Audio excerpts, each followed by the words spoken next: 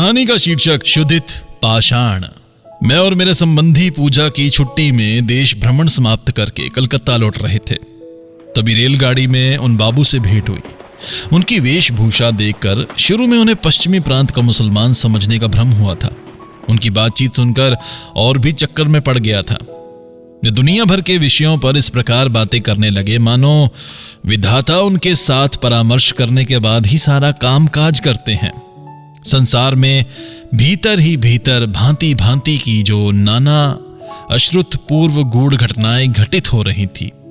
रूसी कितनी आगे बढ़ गए हैं, अंग्रेजों का क्या क्या गुप्त अभिप्राय है, देशी राजाओं में कैसी खिचड़ी पक रही है, इन सब से बेखबर हम पूर्णतः निश्चिंत थे। हमारे नव परिचित वक्ता ने कुछ हंसकर कहा, जीमतमी चचमद उवतम जीपतहे पदिमा पद दक मंत जिए भोतम जपवे जींदतम तम चव तजमक पद लवनत दमु चंच मंतेणम। होरेशियो, स्वर्ग और पृथ्वी पर तुम्हारे समाचार पत्रों में छपने वाली बातों की उपेक्षा कहीं अधिक घटनाएं घटती हैं। हम पहली ही बार घर से बाहर निकले थे, अतएव इस व्यक्ति का रंग ढंग देखकर अवाक हो गए। वह जरा जरा सी बात पर कभी विज्ञान की चर्चा करता। विज्ञान, वेद और फारसी भाषा पर हमारा कोई अधिकार न होने के कारण उनके प्रति हमारी भक्ति क्रमशः बढ़ने लगी। यही नहीं, मेरे थियोसोफिस्ट संबंधी के मन में यह दृढ़ विश्वास हो गया कि अपने इस सहयात्री से किसी अलौकिक कार्य का कुछ न कुछ संबंध है। कोई अद्भुत मैग्नेटिज्म या कोई देव शक्ति अथवा सूक्ष्म शरीर या ऐसी ही कोई चीज। वे इस असामान्य व्यक्ति की साधारण से साधारण बात भी भक्ति वहल होकर मुग्ध भाव से सुन रहे थे और चुपचाप नोट भी करते जा रहे थे। मुझे उनके भाव से लगा कि वे असामान्य व्यक्ति भी मन ही मन ये समझ गए थे और कुछ खुश भी हुए थे। जब गाड़ी जंक्शन पर पहुंचकर रुकी तो हम दूसरी गाड़ी की प्रतीक्षा में वेटिंग रूम में इकट्ठा हुए। उस समय रात के 10:30 बजे थे। सुनने में आया कि रास्ते में कुछ बाधा आ जाने के कारण गाड़ी बहुत देरी से आएगी। इस बीच मैंने टेबल के ऊपर बिस्तर फैलाकर सोने का निश्चय किया। तभी उस असामान्य व्यक्ति ने निम्नलिखित कहानी छेड़ दी। उस रात मुझे नींद नहीं आई। राज्य संचालन के सिलसिले में 2-1 बातों में मतभेद होने के कारण मैं जूनागढ़ की नौकरी छोड़कर जब हैदराबाद के निजाम की सरकारी नौकरी में आया, तब शुरू में मुझे उम्र में छोटा और मजबूत आदमी देखकर बरीच में रुई का महसूल वसूल करने पर नियुक्त किया गया। बरीच बड़ी रमणीय जगह थी। निर्जन पहाड़ के नीचे बड़े बड़े वनों के भीतर से होकर शुस्ता नदी निपुणा नर्तकी के समान उपल मुखरित पथ में पग पग पर लहराती, बल खाती, द्रुत गति से नाचती चली गई थी। ठीक उसी नदी के किनारे पत्थर के बने 150 सीढ़ियों के अत्युच्च घाट पर सफेद पत्थर का एक एकाकी प्रसाद पर्वत की तराई में खड़ा था। आस पास कहीं कोई बस्ती न थी। बरीच की रुई की हाट एवं ग्राम यहां से दूर थे। प्राय 250 वर्ष पूर्व द्वितीय शाह महमूद ने भोग विलास के लिए इस निर्जन स्थान में प्रसाद का निर्माण कराया था। उस समय स्नानागार के फव्वारे के मुख से गुलाब सुगंधित जल धारा छूटती रहती और उस सीकर शीतल निर्भत कक्ष में संगमरमर जटिन स्निग्ध सिलासन पर बैठकर अपने कोमल नग्ध पद पल्लवों को जलाशय की निर्मल जलराशि में फैलाए फारस देश की तरुण रमणीय स्नान के पूर्व केश बिखरे गोद में सितार लिए द्राक्षावन की गजलें गाती रहती। अब वह फव्वारा क्रीड़ा नहीं करता था, ना वह गीत था। सफेद पत्थर पर शुभ्र चरणों का सुंदर आघात नहीं पड़ता था। अब तो वह हम जैसे निर्जना पीड़ित संगनीहीन महसूल कलेक्टर का अति बृहत एवं अति शून्य निवास स्थान था। किंतु दफ्तर के वृद्ध क्लर्क करीम खान ने मुझे इस प्रसाद में रहने को बारंबार मना किया था। कहा था, इच्छा हो तो दिन में रहें पर यहां रात्रि ना बिताएं। मैंने उसकी बात हंसी में उड़ा दी। नौकरों ने कहा कि वे संध्या प्रयत्न काम करेंगे, किंतु रात में यहां ना रहेंगे। मैंने कहा तथास्तु। इस घर की ऐसी बदनामी थी कि रात के समय चोर भी यहां आने का साहस नहीं करते थे। पहले पहल आने पर इस परित्यक्त पाषाण प्रसाद की जन शून्यता मेरे हृदय को मानो किसी भयंकर भार के समान दबाए रहती। मैं यथाशक्ति बाहर रहकर निरंतर काम काज करने के बाद रात को क्लांत देह से घर लौटकर सो जाता। पर अभी एक सप्ताह भी न बीता था कि इस मकान का एक अपूर्व नशा आक्रमण करके मुझे घेरने लगा। अपनी उस अवस्था का वर्णन करना भी कठिन है और लोगों को उसका विश्वास दिलाना भी मुश्किल है। सारा घर मानो एक सजीव पदार्थ की भांति मुझे अपने जठरस्थ मोहरस से धीरे धीरे जीर्ण करने लगा। शायद इस घर में पर्दापण करते ही इस प्रक्रिया का आरंभ हो गया था, किंतु मैंने जिस दिन सचेत होकर पहली बार इसके सूत्रपात का अनुभव किया, उस दिन की बात मुझे अच्छी तरह याद है। ग्रीष्मकाल के आरंभ में उस समय बाजार नर्म था, हाथ में कोई काम न था। सूर्यास्त के कुछ पहले मैं नदी किनारे घाट की सबसे नीची सीढ़ी पर एक आराम कुर्सी लिए बैठा था। शुष्ता नदी क्षीण हो गई थी। दूसरे किनारे पर विस्तृत बालू का तट अपराह की आभा से रंगीन हो उठा था। इस पार घाट की सीढ़ियों के नीचे उथले स्वच्छ जल में बटियां झिलमिला रही थी। उस दिन कहीं भी हवा नहीं थी।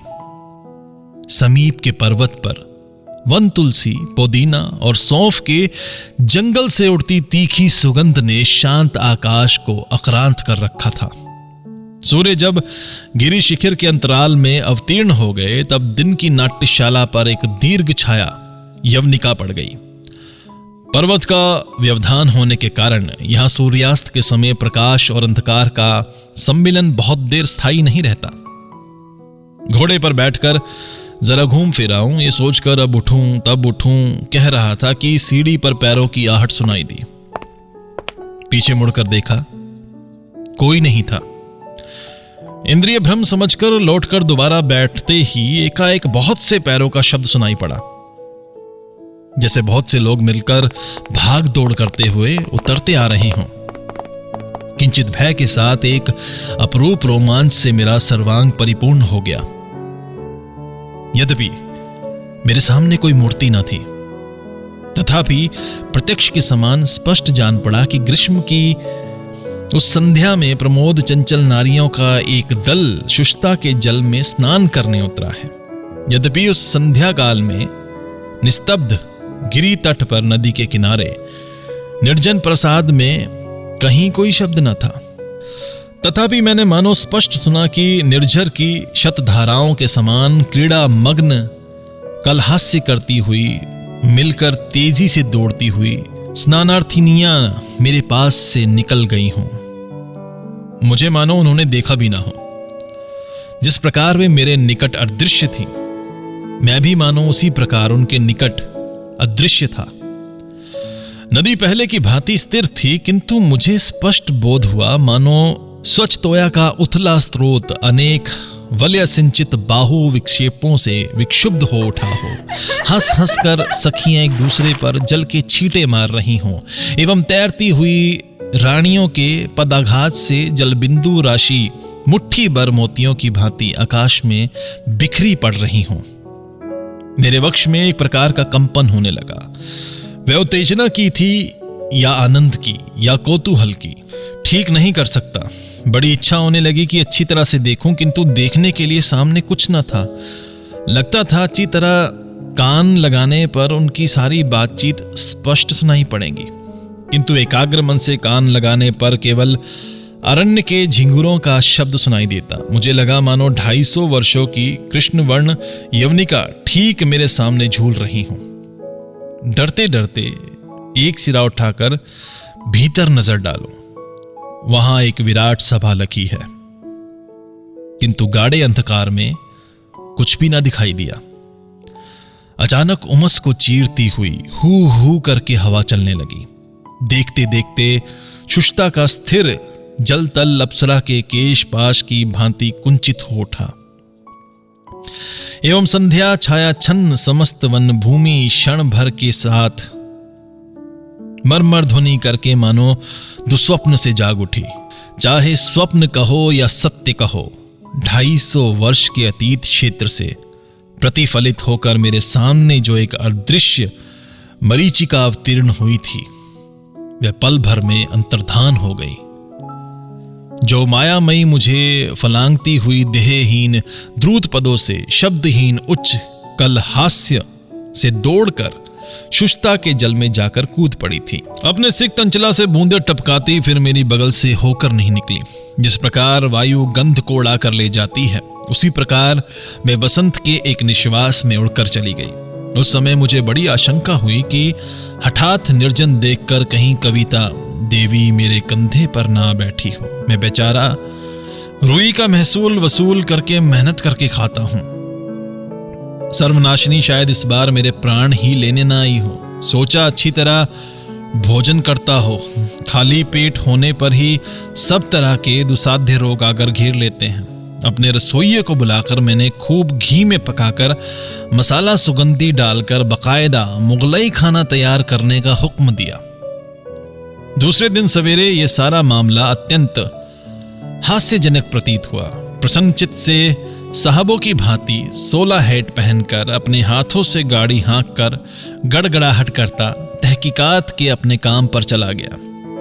उस दिन त्रैमासिक रिपोर्ट लिखने का दिन होने के कारण देर से घर लौटने की बात थी, किंतु संध्या होते न होते ही मैं घर की ओर खींचने लगा। कौन खींचने लगा ये नहीं कह सकता, किंतु लगा अब और देरी करना उचित ना होगा। मुझे लगा सब बैठे हुए हैं, रिपोर्ट अधूरा छोड़कर मैं 16 हैट लगाए संध्या धूसर पेड़ों की सघन छाया वाले निर्जन पथ को रथ चक्र ध्वनि से चौंकाते हुए उस अंधकारपूर्ण शैलांतवर्ती निस्तब्ध प्रकांड प्रसाद में आ उपस्थित हुआ। सीढ़ियों के ऊपर वाला सामने का कमरा बहुत बड़ा था। बड़े बड़े खंभों की 3 पंक्तियों पर नकाशीदार मेहराबों ने वितीर्ण छत को धारण कर रखा था। वह विशाल कमरा अपनी अपार शून्यता को लिए हुए अनिर्ष ध्वनित हो रहता। उस दिन संध्या के कुछ पहले का समय था। अभी दीपक नहीं जलाए गए थे। दरवाजा ठेलकर मैंने ज्यों ही उस बड़े कमरे में प्रवेश किया, त्यों ही मुझे लगा मानो कमरे में कोई भारी विप्लव मच गया हो। मानो सहसा सभा भंग करके चारों ओर के दरवाजों, खिड़कियों, कमरों, रास्तों, बरामदों से होकर ना जाने कौन कौन किस किस और भाग गया। कहीं भी कुछ ना देख पाने के कारण मैं अवाक होकर खड़ा रह गया। शरीर एक प्रकार के आवेश से रोमांचित हो उठा, मानो बहुत दिन से लुप्त प्राय केश द्रव्य और इत्र की मृदु गंध मेरी नाक में प्रवेश करने लगी हो। उस समय दीपहीन जनहीन प्रकांड कक्ष की प्राचीन प्रस्तर स्तंभ श्रेणी के बीच खड़े मुझे सुनाई पड़ा, झरझर करता हुआ फव्वारे का जल सफेद पत्थर पर आकर गिर रहा है। सितार में कौन सा सुर बज रहा है समझ नहीं पड़ता। कहीं स्वर्णाभूषणों की झनकार सुनाई पड़ रही है, कहीं नुपुरों की रुंझुन, कभी तांबे के वृहत घंटे पर पहर बजने का शब्द, बहुत दूर पर बजते नौबत का आलाप, वायु से दोलायमान झाड़ की स्फटिक लटकनों की ठन ठन ध्वनि, बरामदे में पिंजरे में बंद बुलबुल का गीत, बगीचे से पालतू सारस का बोल, मेरे चारों ओर किसी प्रेत लोक की रागिनी नाचने लगे। मुझे एक ऐसे मोह ने आ घेरा कि लगा मानो ये अस्पृश्य, अगम्य, अवास्तव व्यापार ही जगत में एकमात्र सत्य हो, बाकी सब मिथ्या मरीचिका हो। मैं जो मैं हूं, अर्थात मैं जो श्रीयुक्त अमूक हूं, अमूक का ज्येष्ठ पुत्र हूं, रुई का महसूल वसूल करके 450 रुपए वेतन पाता हूं। मैं जो 16 हैट और ऊंचा कुर्ता पहनकर टमटम हाँक कर दफ्तर जाता हूं, ये सारी बातें मुझे ऐसी अद्भुत हास्यकार, निर्मूल और मिथ्या सी लगी कि मैं उस विशाल निस्तब्ध अंधेरे कमरे के बीच खड़ा हा करके हंस उठा।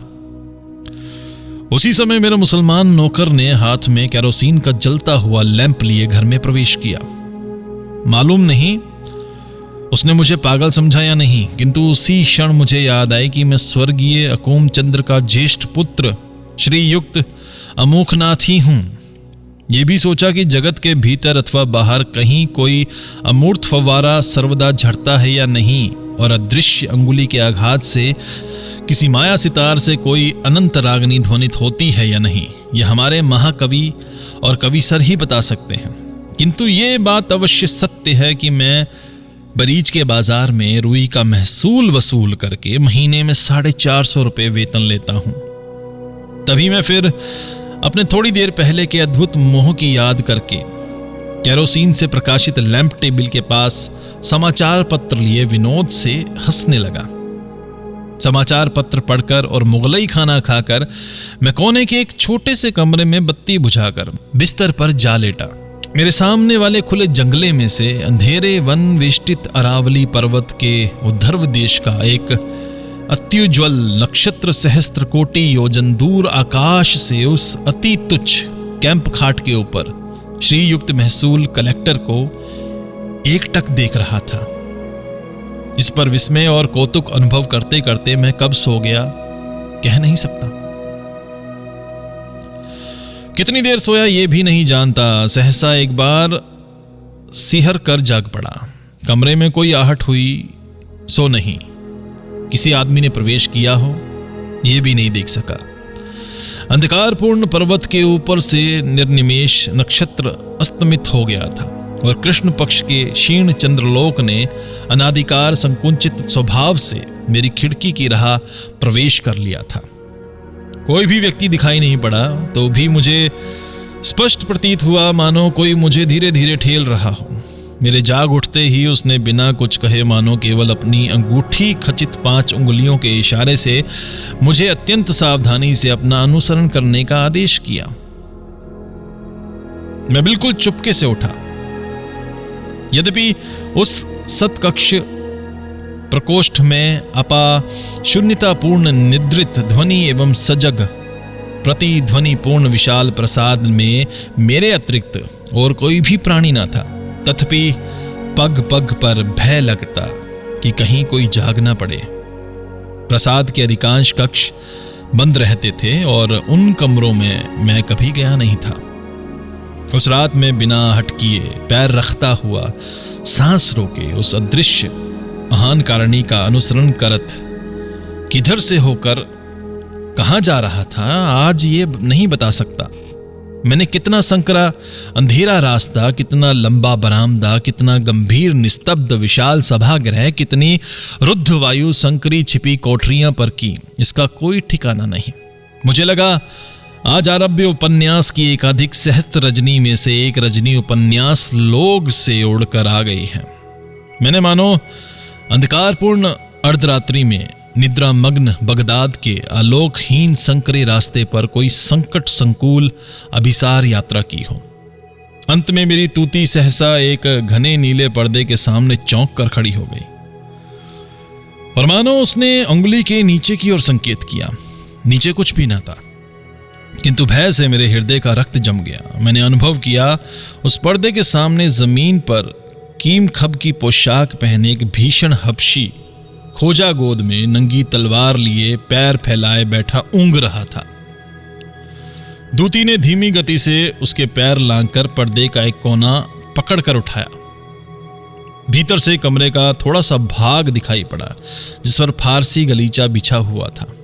तख्त के ऊपर कौन बैठा था ये नहीं दिखाई पड़ा। केवल जाफरानी रंग के ढीले पजामे के नीचे जरी की जूतियां पहने गुलाबी मखमल के आस पर असल भाव से रखे 2 सुंदर चरण दिखाई दिए। मेज पर एक और एक नीलाभ स्फटिक पात्र में कुछ सेब, नाशपाती, नारंगी और बहुत से अंगूरों के गुच्छे सजे हुए थे। उसकी बगल में 2 प्याले और स्वर्णाभ मदिरा का एक कांच पात्र अतिथि के लिए प्रतीक्षा कर रहा था। कमरे के भीतर से किसी अपूर्व धूप के मादक से सुगंधित धूम्र ने आकर मुझे विहल कर डाला। मैं ज्यों ही कांपते हृदय से उस खोजे के फैले पैरों को लांघने चला, त्यों ही वह चौंक उठा। उसकी गोद से तलवार पत्थर के फर्श पर आवाज करती हुई गिर पड़ी। सहसा एक विकट चित्कार सुनकर चौंक कर देखा। मैं अपनी उसी कैंप खाट पर पसीने से तर बैठा हुआ था। भोर के आलोक में कृष्ण पक्ष का खंडित चंद्र जागरण से क्लांत रोगी के समान पांडुवर्ण हो गया था एवं अपना पागल मेहर अली अपने प्रतिदिन के नियमानुसार प्रातःकाल जनशून्य रास्ते पर हट जाओ चिल्लाता जा रहा था। इस प्रकार आरभ्य उपन्यास की मेरी एक रात अकस्मात समाप्त हो गई, किंतु अभी तो 1000 रातें बाकी थी। मेरे दिन से मेरी रात का एक भारी विरोध ठन गया। दिन के समय में श्रांत क्लांत देह से काम करने जाता और शून्य स्वप्नमयी मायाविनी रात को कोसता रहता, और फिर संध्या के बाद मुझे दिन के समय का अपना एक कर्मबद्ध अस्तित्व अत्यंत तुच्छ, मिथ्या एवं हास्यकार लगने लगता। संध्या के पश्चात मैं विह्वल भाव से एक नशे के जाल में जकड़ जाता। मैं सैकड़ों वर्ष पहले के किसी अलिखित इतिहास का कोई अन्य अपूर्व व्यक्ति हो जाता। फिर उस समय मुझे विलायती ऊंचा कुर्ता एवं चुस्त पतलून न फबती। उस समय मैं सिर पर लाल मखमल की एक फैज लगाकर, ढीला पजामा, फूलदार कावा और रेशम का लंबा चोगा पहनकर, रंगीन रुमाल में इत्र लगाकर बड़े यत्न से साज करता एवं सिगरेट छोड़कर गुलाब जल से भरा बहुकंडलित विशाल हुक्का लेकर एक ऊंची विशेष गद्दी वाले बड़े दीवान पर बैठ जाता, मानो रात में होने वाले किसी अपूर्व प्रिय सम्मेलन के लिए बड़े आग्रह से तैयार हो जाता। इसके बाद ज्यों-ज्यों अंधकार घनीभूत होता चला, त्यों-त्यों न जाने कैसी अद्भुत घटनाएं घटती रही कि मैं उनका वर्णन नहीं कर सकता। ठीक मानो किसी चमत्कारपूर्ण कहानी के कुछ फटे हुए अंश वसंत की आरंभिक वायु से इस विशाल प्रसाद के विचित्र कमरों में उड़ते रहते। थोड़ी दूर तक तो मिलते, फिर दिखाई न देते। मैं भी उन मंडराते विच्छिन्न अंशों का अनुसरण करता हुआ रात भर एक कमरे में चक्कर काटता रहता। स्वप्न खंड के इस आवर्त में कभी हीना की सुगंधी, कभी सितार के शब्द, कभी सुरभि जल सीकर मिश्रित वायु के झोंकों के बीच क्षण क्षण में विद्युत शिखा के समान एक नायिका अचानक दिख जाती। जाफरानी रंग का उसका पैजामा, कोमल विमल लाल चरणों में पहनी घुंडीदार उठी हुई जरी की जुतियां, वक्ष पर कसकर बंधी जरी की फूलोदार चोली, सिर पर लाल टोपी और उससे झूलती सोने की झालर ने उसके शुभ्र ललाट एवं कपोलों को घेर लिया था। उसने मुझे पागल बना दिया। मैं उसी के अभिसार में रोज रात को निद्रा के पाताल लोक में जटिल पंथ, संकुल स्वप्नों की मायापुरी की गली गली, कमरे कमरे में चक्कर काटता रहता था। किसी किसी दिन संध्या के समय बड़े आईनों के दोनों ओर 2 बत्तियां जलाकर यत्नपूर्वक शहजादे की भांति सजावट कर रहा होता कि तभी अचानक देखता आईने में मेरे प्रतिबिंब के पास क्षण भर के लिए उसी ईरानी तरुणी की छाया आ पड़ी है, और पलक मारते गर्दन झुकाकर अपने गहरे काले विशाल नेत्रों के तारकों से सुंगभीर तीव्र आवेग में वेदनापूर्ण आग्रह युक्त कटाक्षपात करके सरस सुंदर बिंबाधरों पर एक अस्फुट भाषा का आभास मात्र देकर लघु ललित नृत्य द्वारा अपनी यौवन पुष्पित देहलता को द्रुत गति से ऊपर की ओर लहराकर मुहूर्त भर में वेदना, वासना, विभ्रम, हास्य, कटाक्ष तथा भूषणों की चमक के स्फुलिंगों की वर्षा करके दर्पण में ही विलीन हो गई है। गिरी कानन की समस्त सुगंधी लूटकर उद्दम वायु का एक उच्छ्वास आकर मेरी बत्तियों को बुझा देता। मैं साज सज्जा छोड़कर प्रसाद कक्ष के पास वाली शैया पर पुलकित सा नयन मूंद कर लेटा रहता। उस वायु में अरावली के उस पर्वत कुंज के समस्त मिश्रित सौरभ में मानो मेरे चारों ओर प्रचुर प्रेम, अनेक चुंबन, अनेक कोमल कर स्पर्श निर्भत अंधकार को भरकर तैरते रहते। कानों के पास प्रचुर कलगुंजन सुनाई देता। मेरे माथे पर सुगंधित निश्वास आकर टकराते और कोई मृदु सौरभ रमणीय सुकोमल ओढ़नी बारंबार उड़ उड़कर मेरे कपोलों का स्पर्श करती रहती। धीरे धीरे मानो कोई मोहिनी सपिणी अपने मादक वेष्टन में मेरा सर्वांग कस लेती। मैं गहरी सांस लेकर बेसुध तन से गहरी नींद में अभिभूत हो जाता। एक दिन अपराह में मैंने घोड़े पर चढ़कर बाहर जाने की ठानी। न जाने कौन मुझे निषेध करने लगा। किंतु उस दिन मैंने निषेध नहीं माना। काठ की एक खूंटी पर मेरा साहबी हैट और ऊंचा कुर्ता लटक रहा था। उसको उतार कर मैं पहनने ही वाला था कि तभी शुष्ता नदी की बालू एवं अरावली पर्वत की सूखी पल्लव राशि की ध्वजा फहराता एक प्रबल बवंडर अचानक मेरे कुर्ते और टोपी को उड़ाकर घुमाता घुमाता ले चला एवं एक अत्यंत सुमिष्ट कलहास्य उस हवा के साथ चक्कर काटता हुआ कौतूहल के एक एक पर्दे पर आघात करता हुआ उच्च से उच्चतर सप्तक पर चढ़ता सूर्यास्त लोक के पास पहुंचकर विलीन हो गया। उस दिन फिर घोड़े की सवारी नहीं हुई और उसके दूसरे दिन से मैंने वह विचित्र ऊंचा कुर्ता और साहबी टॉप पहनना एकदम छोड़ दिया। उसी दिन आधी रात को बिस्तर पर बैठने पर सुनाई पड़ा, मानो कोई भीतर ही भीतर फूट फूट कर रो रही है। मानो मेरी खाट के नीचे, फर्श के नीचे, इस बृहत प्रसाद की पाषाण भित्ति के तले किसी आंध्र अंधकार पूर्ण कब्र में से कोई रो रो कर कह रही हो, तुम मेरा उद्धार करके ले चलो। कठिन मायापाश, गंभीर निद्रा, निष्फल स्वप्न के सारे दरवाजे चूर चूर कर तुम मुझे घोड़े पर बैठाकर अपनी छाती से चिपकाकर वन के बीच से, पहाड़ के ऊपर से, नदी पार करके अपने सूर्यलोकित कमरे में ले चलो। मेरा उद्धार करो। मैं कौन हूं? मैं कैसे उद्धार करूंगा? मैं इस घूर्णयमान परिवर्तनशील स्वप्न प्रवाह में डूबी हुई किस कामना सुंदरी को किनारे खींच लाऊंगा? हे दिव्य रूपणी, तुम कब हुई थी? कहां थी? तुमने किस शीतल उत्स के किनारे खजूर कुंज की छाया में किस ग्रहहीना मरुवासनी की गोद में जन्म ग्रहण किया था? कौन बेदुई दस्यु वनलता से पुष्प कोरक की भांति तुम्हें मातृकोड़ से वियुक्त करके विद्युतगामी अश्व पर बैठाकर दग्ध बालूका राशि के पार किस राजपुरी की दासी हाट में बेचने ले गया था? वहां पर किस बादशाह के भृत्य ने तुम्हारी निर्विकसित सल्लज कातर यौवन शोभा का निरीक्षण करके, स्वर्ण मुद्राएं गिनकर, समुद्र पार करके तुम्हें सोने की शिविका में बिठाकर प्रभु ग्रह के अंतपुर को तुम्हारा उपहार दिया था? कैसा विचित्र इतिहास था वहां! वही सारंगी का संगीत, नुपुरों की ध्वनि और शिराज की स्वर्ण मदिरा के बीच कटार की झलक, विष की ज्वाला, कटाक्ष का आघात, कैसा असीम ऐश्वर्य, क्या अनंत कारागार! दो दासियां इधर उधर कंगनों के हीरों से बिजली चमकाती हुई चमर डुलाती थी।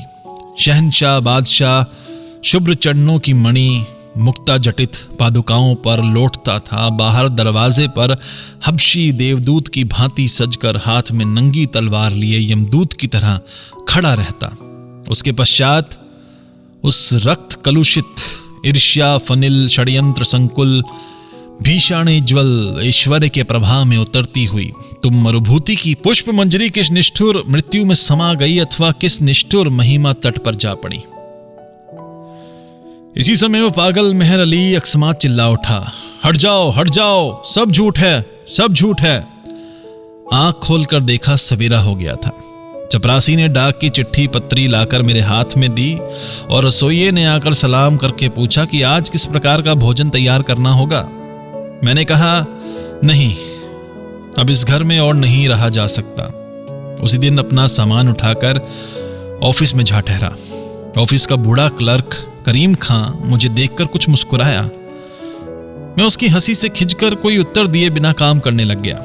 ज्यों त्यों शाम होने लगी, त्यों त्यों मैं अन्य मनस्क होने लगा। लगने लगा बस अभी तुरंत कहीं जाना है। रुई के हिसाब की जांच का काम अत्यंत अनावश्यक प्रतीत होने लगा। निजाम की निजामत भी महत्वपूर्ण प्रतीत नहीं हुई। जो कुछ वर्तमान था, जो कुछ मेरे चारों ओर चल रहा था, फिर रहा था, कार्यरत था, खा रहा था, सब कुछ मेरे लिए अत्यंत दीन, अर्थहीन और तुच्छ प्रतीत होने लगे। मैं कलम पटककर बड़ी बही बंद करके उसी क्षण टमटम पर चढ़कर भागा। देखा टमटम ठीक गोधुली वेला में अपने आप उस पाषाण प्रसार के द्वार के पास पहुंचकर रुक गई। शीघ्रता से सीढ़ियां चढ़कर कमरे में प्रवेश किया। आज सब कुछ निस्तब्ध था। अंधेरे कमरों ने मानो नाराज होकर मुंह फुला लिया था। पश्चाताप से मेरा हृदय उद्वेलित हो उठा। किंतु किसे बताऊं, किससे क्षमा चाहूं, खोज नहीं पाया। मैं उदास चित्त से अंधेरे से कमरे में घूमने लगा। इच्छा होने लगी कि हाथ में कोई साज लेकर किसी को लक्ष्य करके गीत गाऊं, कहूं, हे वही जिस पतंग ने तुमको छोड़कर भागने की चेष्टा की थी, वह फिर मरने के लिए तुम्हारे पास आया है। सहसा ऊपर से मेरे मस्तिष्क पर आंसू की बूंदें आ पड़ी। उस दिन अरावली पर्वत की चोटी पर घनघोर मेघ छाए हुए थे। अंधकारपूर्ण अरण्य और शुष्कता का स्याह वर्ण जल किस भीषण प्रतीक्षा में निश्चल हो गए थे। सहसा जल स्थल आकाश सिहर उठे एवं अकस्मात विद्युदंत विकसित आंधी श्रृंखला छीन उन्माद के समान पथहीन सुदूर बन के भीतर के आर्त चित्कार करती हुई झपट पड़ी। प्रसाद के बड़े बड़े शून्य कमरों के सारे द्वार पछाड़ खाकर तीव्र वेदना से हू करके रोने लगे। आज सारे नौकर लोग ऑफिस में थे। यहां बत्ती जलाने वाला कोई ना था।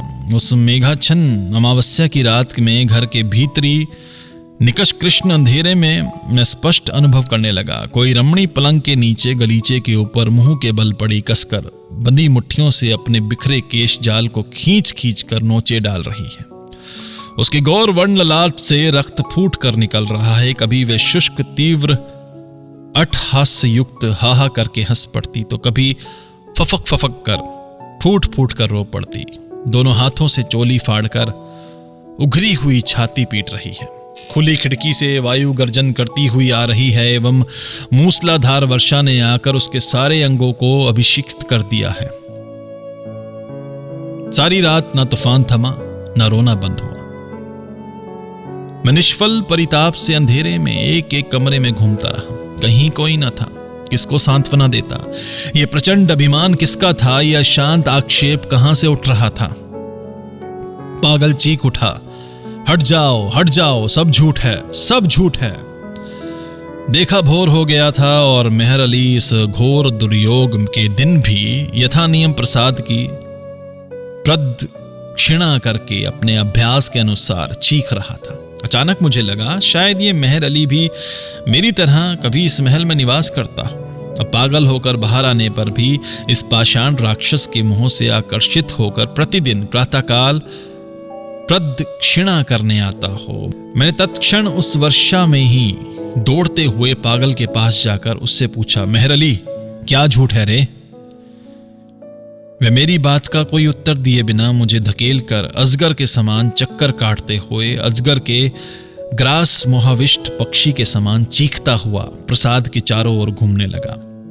प्राणपण से केवल अपने को सतर्क करने के लिए बारंबार कह उठता, हट जाओ, सब झूठ है, सब झूठ है। उस वर्षा और आंधी में पागल की भांति ऑफिस में जाकर करीम खां को बुलाकर मैंने कहा, इसका क्या अर्थ है, मुझे खोलकर बताओ। वृद्ध ने जो कहा उसका मर्मार्थ ये है कि किसी समय उस प्रसाद में अनेक अतृप्त वासनाएं, अनेक उन्मत्त संभोगों की शिखाएं आलोड़ित होती थी। उस समस्त चित्तदाह से, उन सब निष्फल कामनाओं के अभिशाप से इस प्रसाद का प्रत्येक प्रस्तर खंड शुद्धात्र हो उठा है। जीवित मनुष्य को पाने पर वह उसको ललायित पिशाचनी के समान खा डालना चाहता है। जिन्होंने 3 रात उस प्रसाद में वास किया है, उनमें से केवल मेहर अली पागल होकर बाहर निकला है। आज तक और कोई उनके ग्रास से नहीं बच सका है। मैंने पूछा, क्या मेरे उद्धार का कोई मार्ग नहीं है? वृद्ध ने कहा, केवल एक उपाय है जो अत्यंत दुरूह है, वह तुम्हें बताता हूं। किंतु इसके पहले उस गुलबाग की एक ईरानी कृतदासी का पुराना इतिहास बताना आवश्यक है। वैसी आश्चर्यजनक और वैसी हृदय विदारक घटना संसार में और कभी नहीं घटी। तभी कुलियों ने आकर खबर दी, गाड़ी आ रही है। इतनी जल्दी बिस्तर सामान बांधते बांधते गाड़ी आ गई। उस गाड़ी के फर्स्ट क्लास में सोकर उठे एक अंग्रेज सज्जन खिड़की के बाहर मुख निकालकर स्टेशन का नाम पढ़ने की कोशिश कर रहे थे। हमारे सहयात्री मित्र को देखते ही हेलो कहते हुए चीख उठे और उसे अपने डिब्बे में बिठा लिया। हम सेकंड क्लास में चढ़े। बाबू कौन थे पता नहीं लगा, कहानी भी पूरी नहीं सुनी जा सकी। मैंने कहा, वह आदमी हम लोगों को मूर्ख समझकर मजाक में बुद्धू बना गया। कहानी शुरू से आखिर तक कल्पित थी। इस तर्क के फलस्वरूप अपने थियोसोफिस्ट संबंधी के साथ मेरा सदा के लिए विच्छेद हो गया है।